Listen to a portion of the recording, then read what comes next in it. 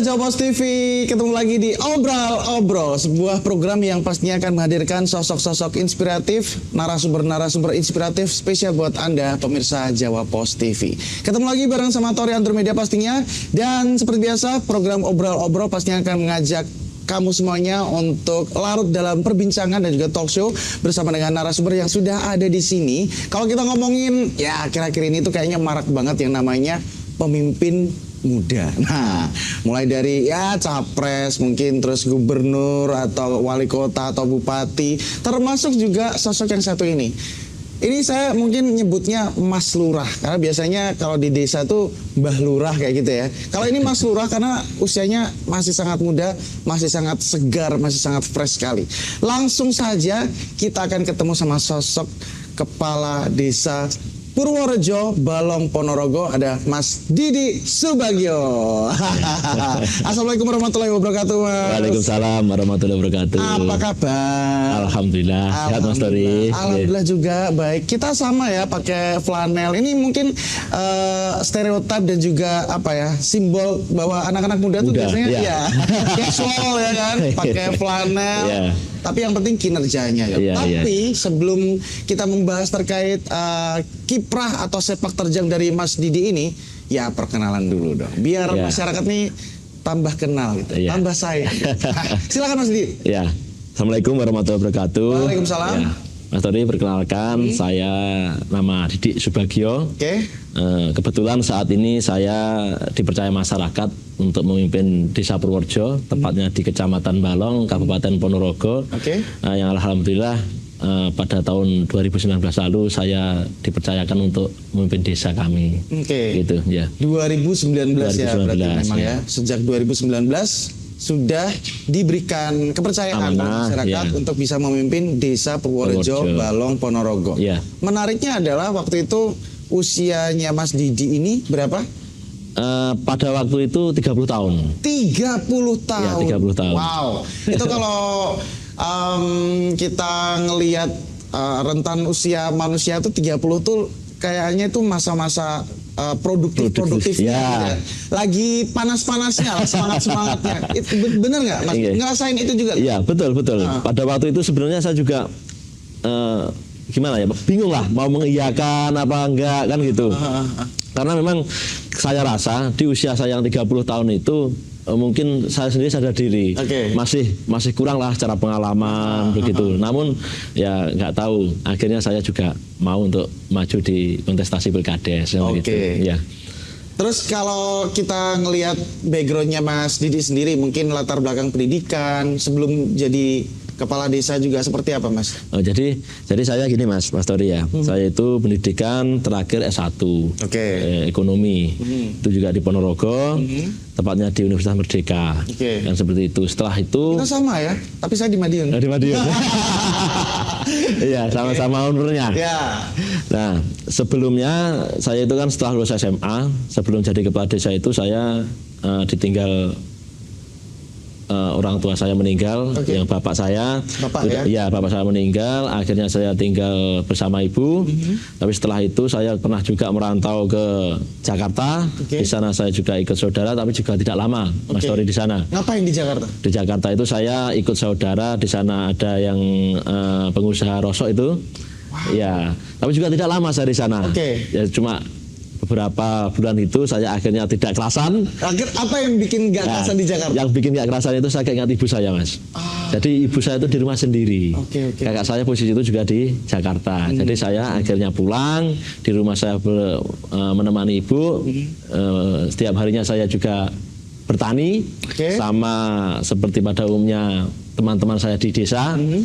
Ya, setelah itu saya tahun 2015 saya itu menikah. 2015 saya menikah. Saya lulus SMA kan 2009. 2012 saya lulus kuliah, 2015 saya menikah. Nah, saya itu penggo, kalau bahasa Ponorogonya penggo. Jadi saya itu menikah dengan orang yang hanya tetangga. Tipek tonggo. Ini menarik. Terus. Ya, akhirnya 2017 saya mempunyai anak. 2018 akhir itu saya apa itu? Masyarakat itu ada sebagian masyarakat tokoh-tokoh lah itu mendatangi saya, mintalah saya untuk maju kepala desa. Tapi tidak serta-merta itu langsung saya iakan. Saya harus juga berpikir, juga harus bermusyawarah lah dengan keluarga, terutama dengan istri saya. Pada waktu itu istri saya juga tidak mengiyakan. Bahkan istri saya juga pesimis. Wah, ini masih muda, seperti ini belum berpengalaman, terus nanti bagaimana, kan begitu. Apa yang bikin Mas Didi ini pada akhirnya didatangi beberapa masyarakat untuk bisa maju ke Pilkades?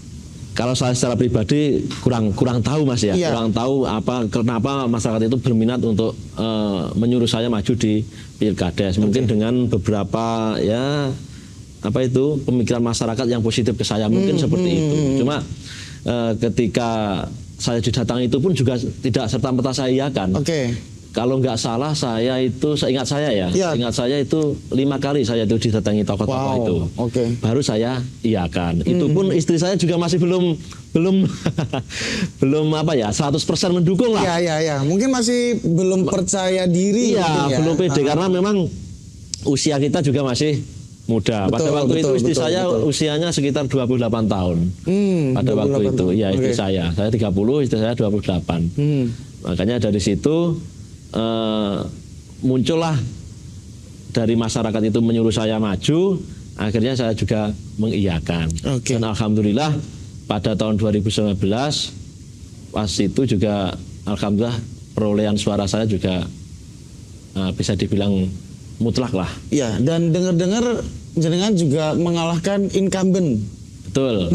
Itu menarik juga.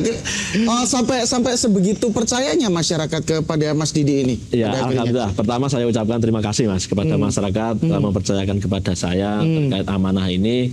Terlepas dari hiruk pikuk yang selama ini terjadi antara saya dan incumbent. Itu mungkin masyarakat memang membutuhkan perubahan. Itu mungkin yang dipengin masyarakat ya selama ini. Saya tidak mengoreksi yang dulu bagaimana, yang jelas mungkin memang masyarakat butuh perubahan. Terlepas dari itu saya juga masih banyak kekurangan Mas. Dan pastinya banyak sekali tantangan-tantangan yang nantinya akan dihadapi kedepannya juga untuk memimpin desa Purworejo Balong, Ponorogo. Dan semakin menarik pastinya, termasuk banyak sekali tantangan-tantangan yang dihadapi.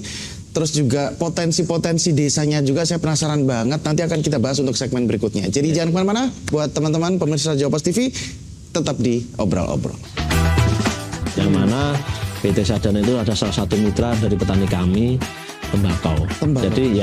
Jadi petani tembakau kami itu sudah tidak bingung lagi ketika pasca panen.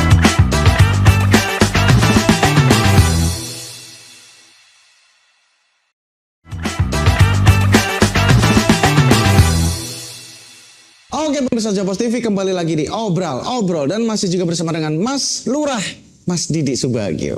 Asik. Masih semangat ya Mas ya? Masih semangat. Tetap harus semangat ya. Mas Didi, penasaran banget sama yang dirasain awal-awal nih waktu menjabat sebagai Mas Lurah gitu, kepala desa. Apa sih yang dirasain waktu itu?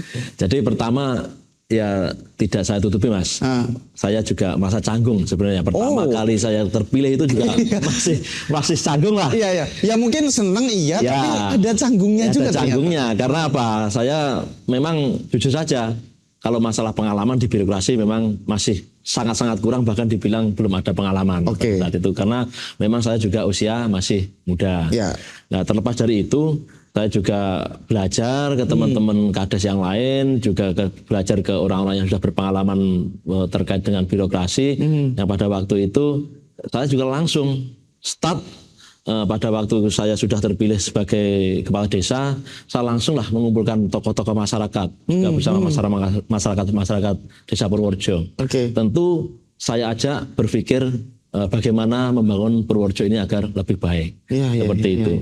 Intinya sharing bersama dengan masyarakat langsung ya? Saya sharing dengan masyarakat terkait apa-apa yang menjadi aspirasi masyarakat untuk bisa saya kerjakan di desa Purworejo. Seperti itu. Itu awal-awal yang dilakukan oleh Mas Didi? Terus untuk berkoordinasi dengan perangkat desa misalnya, termasuk juga urusan birokrasi kan memang mulai dari nol ya Mas Didi Nol ini ya, nol betul saya. Nol betul. Ya. Tapi pada akhirnya kan sekarang udah ada pengalaman nih, udah sekitar 4 tahun ya Mas ya. Alhamdulillah, meskipun tidak pintar-pintar lah. Nah, itu gimana koordinasi awal-awal dengan perangkat desa, dengan masyarakat, sesusah apa sih? Apalagi ini mungkin kita bahas usia ya Mas ya. Ya. Karena jenengan ini juga masih muda, sementara di desa juga pastinya ada tokoh-tokoh masyarakat yang sudah sepuh, yang udah senior. Bagaimana pada akhirnya bisa dekat dengan mereka? Bagaimana pada akhirnya bisa sedikit memanage atau mengatur masyarakat ini?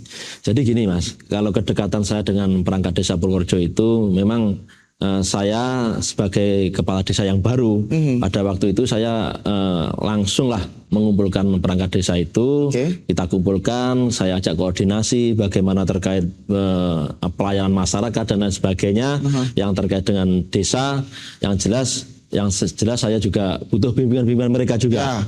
Intinya saya tidak, meskipun saya menjadi pemimpin di desa pada waktu itu, saya juga harus banyak belajar ke mereka. Pasti. Kan begitu.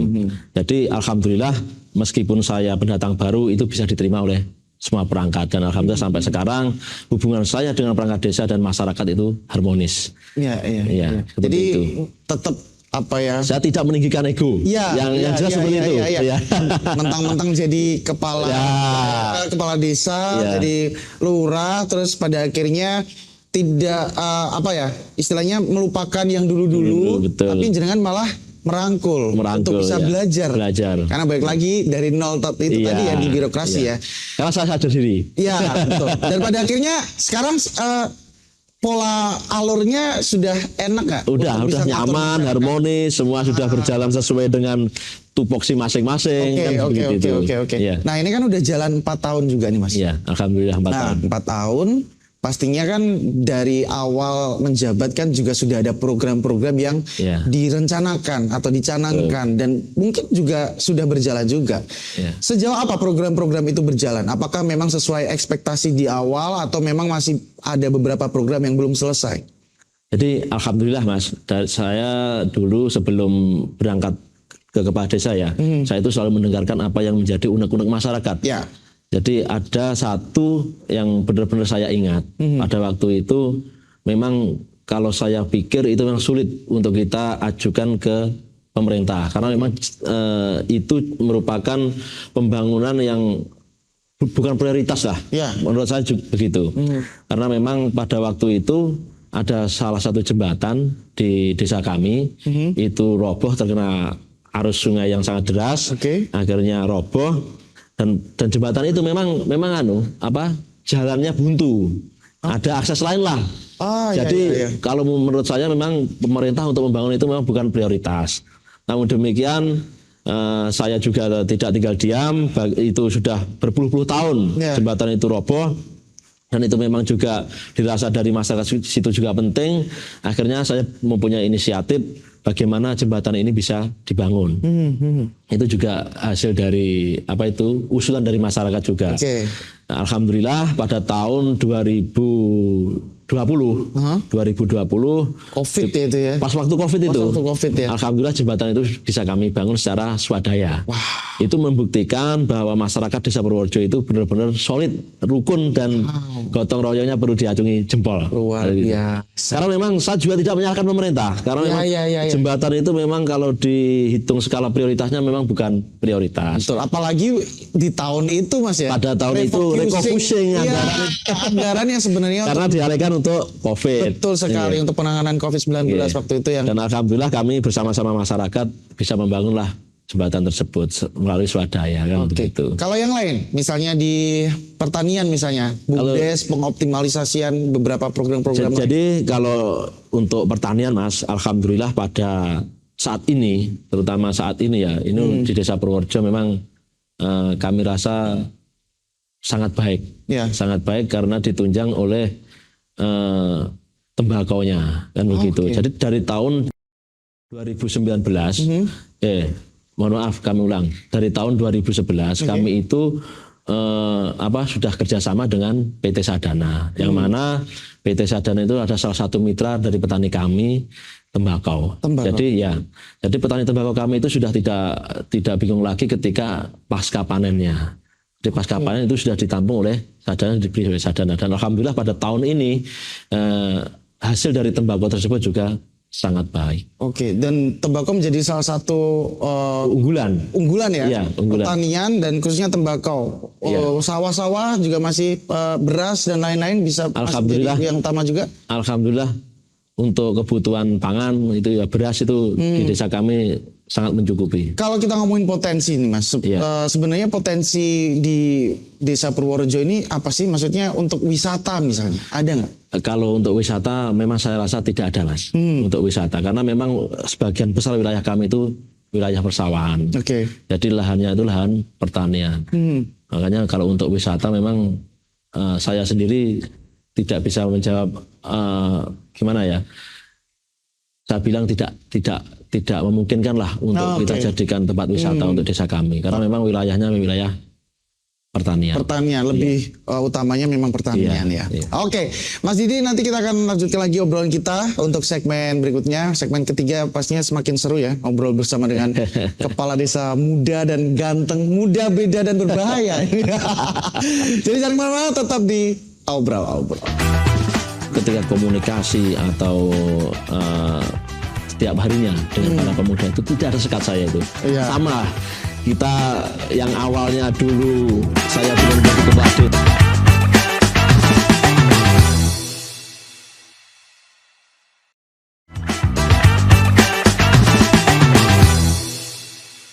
Bagian di Obrol, pemirsa Jawa Pos TV masih juga bersama dengan Mas Lurah yang muda, ganteng, beda dan berbahaya, Mas Didi Subagio. Kayak lagunya SID kan, muda, beda dan berbahaya. Ya harus berbahaya karena anak-anak muda tuh membahayakan ya.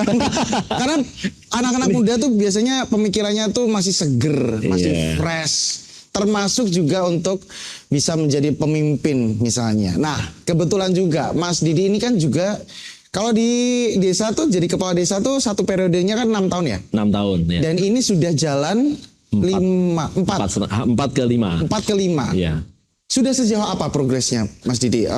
Dari program-program yang sudah dibuat ini sejauh apa jalan?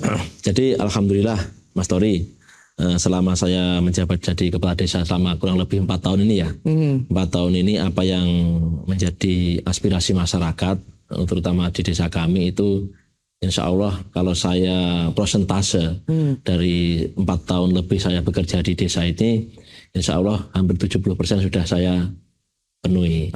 Ya, termasuk yang pertama tadi sudah saya katakan, ketika jembatan itu juga permintaan masyarakat, terus rumah tidak layak huni RTLH itu alhamdulillah pada tahun 2001 dan 2022 saya itu mendapatkan program dari pemerintah itu kurang lebih 36 rumah, dan alhamdulillah dari 36 tersebut insya Allah Desa Purworejo untuk rumah yang tidak layak huni itu insya Allah sudah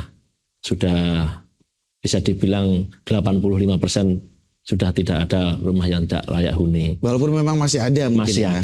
Masih ada karena memang apa itu juga bantuan dari pemerintah juga belum semua bisa kami akses lah, seperti itu. Dan terus juga pada waktu ini kami juga membangun lapangan, dan lapangan tersebut juga merupakan aspirasi dari pemuda-pemuda yang ada di Desa Purworejo. Namun demikian perlu diketahui oleh semua masyarakat Desa Purworejo bahwasanya anggaran untuk membuat lapangan itu kita ambilkan dari PAD. PAD itu adalah pendapatan asli desa, yang mana PAD tersebut tidak semua juga kita alokasikan untuk membangun lapangan. Jadi bahasa desone Mas, niku dicicil lah. Seperti itu. Kita cicil dan mudah-mudahan nanti 1 tahun atau 2 tahun lagi lapangan tersebut bisa kami selesaikan. Begitu. Itu salah satu aspirasi dari yang muda-muda yang juga muda-muda. Meskipun belum selesai 100%, insya Allah semua sudah kami mulailah seperti itu. Nah, karena Mas Didi ini juga salah satu pemimpin muda juga, kedekatan dengan anak-anak muda di desa sendiri seperti apa? Seperti apa aspirasi dan juga masukan dari mereka nih? Jadi gini Mas, saya itu ketika komunikasi atau setiap harinya dengan para pemuda itu tidak ada sekat saya itu. Iya. Sama kita yang awalnya dulu saya belum menjadi kepala desa, saya biasanya juga bermain bersama, marung, marung seperti itu. Sama, saat ini juga sama seperti itu, tidak ada yang kami rubah. Jadi cara komunikasi saya dengan pemuda-pemuda, baik yang muda yang tua juga itu sangat-sangat biasa lah. Tidak ada perbedaan dari yang dulu sampai sekarang. Dari situlah secara jabatan mungkin memang adalah perbedaan ya. Tapi untuk pola komunikasi, untuk pendekatan sama. Bahkan saya tidak ada perubahan lah di saya untuk itu. Dan saya sadar saya bisa seperti ini juga dari masyarakat Purworejo kan seperti itu. Nah, kalau yang muda-muda ini pengennya seperti apa sih Mas? Sering kasih masukan nggak sih? Ya terutama kalau yang muda Mas, kalau yang muda itu kan masih gimana ya? Masih produktif lah untuk pikirannya itu belum seperti yang tua-tua. Jadi yang muda-muda itu biasanya egonya yang tinggi, apalagi Mas Lurah bangun ini Mas Lurah. ya seperti itulah, seperti itu. Tapi untuk masyarakat Purworejo sendiri yang para pemuda itu tidak begitulah kalau untuk yang itu. Cuma itu permintaannya memang lapangan untuk segera diselesaikan. Namun demikian ya dengan kondisi yang seperti ini, insya Allah juga teman-teman juga menyadari bahwasanya lapangan itu juga bukan prioritas utama. Oke. Karena kenapa Mas? Setiap kita itu menganggarkan itu kita melalui musyawarah kan seperti itu. Karena juga kita anggaran menggunakan PAD yang jelas juga ada kebutuhan-kebutuhan yang perlu kita kerjakan seperti itu. Dan alhamdulillah menyadari kok. Para pemuda itu juga menyadari terkait hal tersebut. Ya, Mas Didi, ini saya kemarin-kemarin juga sepertinya tahu ada wajahnya jenengan yang sepertinya tidak hanya di Desa Purworejo Balong saja, tapi juga ada di beberapa sudut-sudut di Kabupaten Ponorogo. Mungkin bisa dijelaskan Mas, maksudnya apa ini? Anda mau cari istri lagi? Ya bercanda. Ya ini. Jadi gini, Mas Tori. Ponorogo 2024 itu narasi yang dibangun. Terus muda dan sederhana dan ada namanya jenengan juga di situ. Bisa dijelaskan ini maksudnya apa? Ya terkait baliho-baliho atau banner yang ada di jalan-jalan ya. Ini memang itu bukan inisiatif dari saya. Itu mungkin inisiatif dari teman-teman yang ada di wilayah Kabupaten Ponorogo, terutama relawan-relawan itulah. Terkait tulisan Ponorogo 2024, ya nanti aja kita lihat apa yang terjadi di 2024. Ya, begitu. Hanya itu jawabannya ya? Hanya itu. Itu artinya jenengan ini sudah punya loyalis loh. Relawan yang bikin seperti itu, yang pada akhirnya mencoba memperkenalkan siapa sih sosok Mas Didi Subagio ini ke tengah khalayak lebih luas gitu di Kabupaten Ponorogo khususnya. Tanggapan Anda Mas Didi? Ya pertama saya apresiasi, saya juga ucapkan banyak terima kasih kepada teman-teman yang sudah loyal kepada saya untuk memperkenalkan saya kepada masyarakat melalui baliho-baliho ataupun yang lainnya. Yang jelas mudah-mudahan apa yang teman-teman harapkan kepada saya itu bisa terwujud di tahun 2024. Dan pertanyaannya akan ada apa di 2024? Ya kita lihat aja nanti. Tapi intinya kemungkinan bisa saja terjadi dong apapun itu di 2024. Bisa saja terjadi. Iya.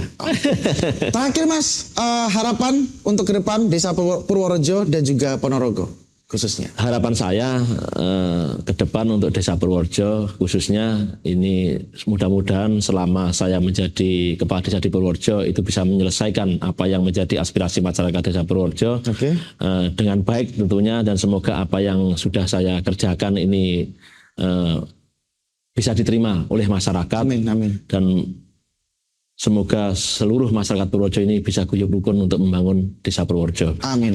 Dan pastinya juga kepemimpinan dari Mas Didi ini juga bisa memberikan manfaat untuk Desa Purworejo sendiri ya, semua masyarakatnya tanpa terkecuali dari yang muda ataupun tua.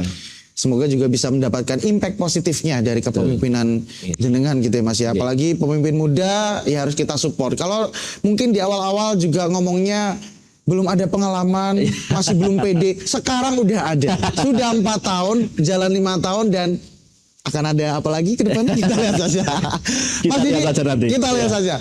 Terima kasih banyak Mas Didi sebagai sudah mampir ke studio kita Jawa Post TV Madiun untuk ngobrol-ngobrol. Luar biasa sekali berbagai macam hal-hal menarik di Desa Purworejo, Balong Ponorogo. Main-mainlah ke sana ya. Ketemu sama Mas Lurah ganteng. Saya tunggu nanti.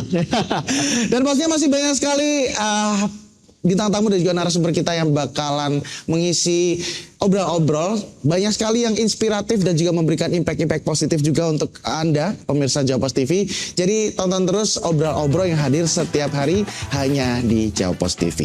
Dan akhirnya saya Tora Durmida beserta kerabat kerja yang bertugas mengucapkan terima kasih banyak atas perhatian Anda. Dan juga Mas Didi ya, terima kasih banyak. Sama-sama. Sampai ketemu lagi di episode berikutnya Obrol-Obrol. Sampai jumpa.